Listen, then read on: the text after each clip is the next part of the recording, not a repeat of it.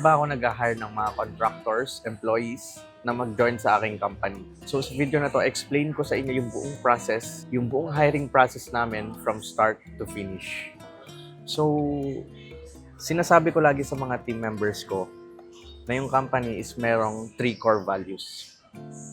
Core value number 1 is yung attitude. So ito yung pinakaunang hinahanap namin sa isang tao if gusto niya mag-join sa team. Kailangan okay ang attitude niya. Kasi kahit saang kumpanya ka naman pumunta, yun yung gusto ng karamihan. Gusto nila ng maayos na culture. So number 2 is yung communication. Ang ibig kong sabihin sa communication, yung kumbaga lagi siyang active sa chats. If needed siya, kumbaga present siya sa mga important situations. So if shift niya, lagi siyang active. If kailangan namin siya, andyan siya lagi. If kailangan niya kami, of course, andun din kami lagi. So, very important sa company namin is yung communication. Number 3 naman, lagi ko nilalast to yung skills. Skill, talent, whatever you name it. Hindi naman pwedeng mabait lang siya or magaling siya sa communication. Kailangan skillful siya, kailangan talented siya sa mga ginagawa niya. So the reason why hinuli ko ang skills at inuna ko ang attitude is because yung skills, na-improve yan. Pwede mong i-train yan para ma-improve niya yung skills niya. Pero yung attitude, mahirap nang baguhin. So, keep watching this video. Explain ko lahat. So, pinaka-first step sa lahat is to create a job post template tulad nito. So, maraming templates dito sa Canva. Pwede kayong pumili ng kahit anong style na gusto nyo. Pwede nyo baguhin yung text, yung nasa likod, yung mga graphics. Pero, yun, the key is to make it as simple as possible para mas maintindihan ng mga viewers. So, yan, logo of course. And kung saan nila isi-send yung proposal nila. Then, after nyong maka-create ng job post template, of course, ida-download nyo to. Download, PNG. Tapos, of course, i-rename natin yan. Pwede natin siyang i-rename na ganito. Yan. So, yan yung name niya. And ang next na gagawin ko, punta ako dito sa Facebook. Tapos, magsa-search ako ng mga groups na tungkol sa mga video editing. Depende sa niche nyo. So, ang pinaka-paborito ko, itong mga to. Naka-join na ako dito sa mga groups na to. So, punta lang ako dito. Tapos, ipopost ko lang yung ginawa kong job post template. Post ko siya dito.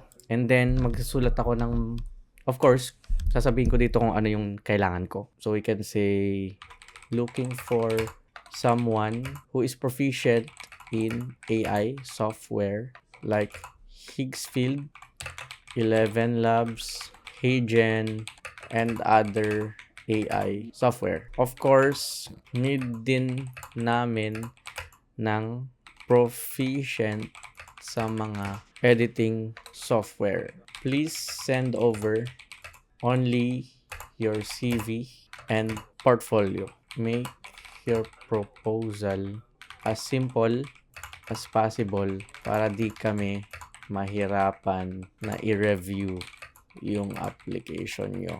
You don't have time to read a long proposal na that's been copy-pasted. So, ito guys, review ko lang. So, looking for someone who is proficient in AI software like Higgsfield, 11 Labs, Heygen, and other AI software. Of course, hindi na natin lalagyan ng S to guys. Baka isipin nyo wrong grammar.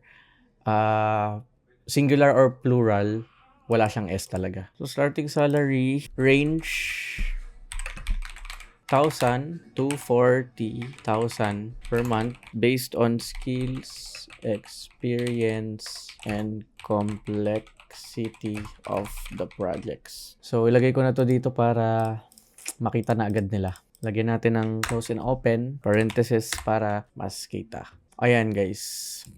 Okay, copy ko to kasi gagamitin ko to sa mga next Facebook groups. Naka-public ba siya? Okay, create post na natin yan. So kung makikita nyo, 46.3 thousand members. So, marami-rami to. So, more potential of getting good individuals to join your team. So, ibang groups pa. Search pa tayo, video editors, PH. So, yan, ganun lang gagawin ko for now. Since meron na ako nun, copy-paste lang. Lagay ko tong job post and then post. Search pa tayo ng groups. Ito, hindi pa tapos. Pero ito, same process. Copy-paste natin. Upload yung job post template na ginawa sa Canva and then post. Search pa tayo. Baka meron pang groups dyan. So, meron pala akong mga ibang groups pa dito, guys, na ginoinan dati. So, ito. Pwede din tayo mag-post dito. Yan. I agree to the group rules, of course. Okay. Fixing daw technical error. Next, ano tayo? Budget friendly. Tapos na ba yung iba? Tapos na. Tapos na ba tayo dito, guys? Yes, tapos na rin. Video editors of the Philippines. Dito hindi pa. Hindi pa.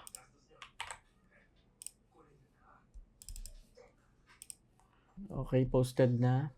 Another group. So, I think yun lang, guys. So, after yung ma-post sa groups, yung ginawa yung job post template with caption, X na natin tong tabs na to, and explain ko sa inyo yung next process. So, ito yung company email namin. Ito yung pangalan ng company, Amol Productions. So, after nyo mag-post ng job post sa mga Facebook groups, for sure, meron mag-i-email dyan. And lahat yan, i-review nyo. Lahat ng taong mag-i-email, i-review nyo. Yung portfolio niya, yung CV niya, kung okay ba siya. Example ko na lang tong isang applicant. Ito, nag-send siya sa akin nung March 9 ng kanyang proposal, which is very, very simple. Ito lang yung gusto namin. And i-check natin yung portfolio niya. Hindi na available ngayon. Pero you get my point. Resume and portfolio lang isa-send. Yun yung nasa instructions ko. Sinunod niya. And after nun, meron ako ditong template na ginawa ko kung saan pag may nag-send ng proposal, is yun agad yung isa-send ko. I suggest na i-prepare nyo tong mga to. So, ito yung initial email. Yan, palitan lang natin to, name of applicant. Close and open. Yan. So, ito yung ginawa ko dati based sa aking gustong mangyari. Ito na yung raw file, ito na yung reference. And sinasabi ko sa unang-una, free short test edit lang. Kasi pag binayaran nyo agad yung initial test edit and hindi okay, lugi kayo. Sa initial test edit ng mga applicants, I suggest na free lang. So mag-edit sila for free, 22 seconds lang naman yung video, and 48 hours yung deadline. So free test edit sa una, and then sa second test edit is yung paid, which is explain ko mamaya. So ganito ang process. So copy-paste nyo to, and then punta kayo dito sa taong nag-send ng proposal, and then i-email nyo siya based dun sa template. Of course, lagi nyo sasabihin pangalan niya para personalize yung email. So, raw file, reference ng gusto nyong style, and yan, of course. Awesome, this is noted. Thank you so much. Yeah, sabi ko, remind ko lang na stick with the editing style. And then after like, I think 1 day, yes, 1 day, nag-send siya ng test edit. Tingnan natin if ma-view pa. Yes, ma-view pa. So, yan. Para sa akin, okay siya. Hindi niya nakuha masyado yung editing style. Pero at least, magaling siya sa storytelling and sa pag-use ng good graphics. Pinanood ko yung test edit. And then, ang second naman na isa-send ko, naka-prepare na rin para easy-easy na lang. Hindi ka na mahirapan. Copy-paste ko to. Pag nagustuhan ko yung video, dun ko isa-send to. So, sinend ko to sa kanya and sinali ko siya sa company Discord server namin, which is ito, Amol Productions. Potential editors, and dito ko lahat nilalagay ng mga potential editors na nag-send ng okay na portfolio. So, yung mga nag-send ng proposal sa email, which is ang dami nila. Makikita nyo yan. Wait, inbox. So, marami yan.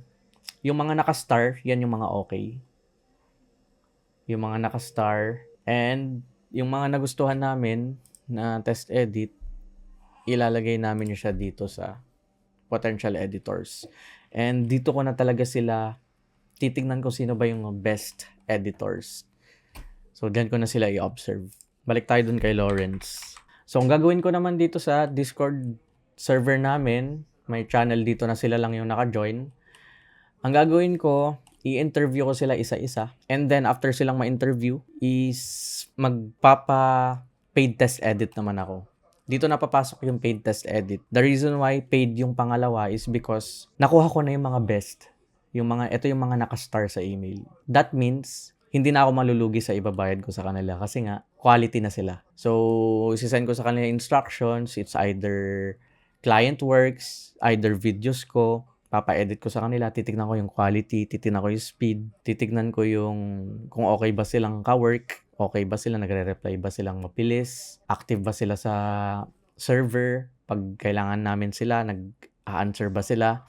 So, tinitingnan namin yung mga ganong factors, okay ba attitude nila. And then, dito namin sila ino-observe. And pag nag-send naman sila ng final outputs, either mabigyan ko na yung isa or dalawa ng projects kung may available, and then dun na mauulit-ulit yung process. So, yung iba standby sila hanggang makakuha ko ng projects nila na gagawin nila. So, ganun lang guys. Ang importante, makuha nyo yung mga, parang mag-fishing kayo, yung mga quality ilalagay nyo sa isang bucket, and dun sa bucket na yon, titignan nyo din yung mga quality within sa bucket na yon. So, parang sasalain nyo talaga yung mga best people.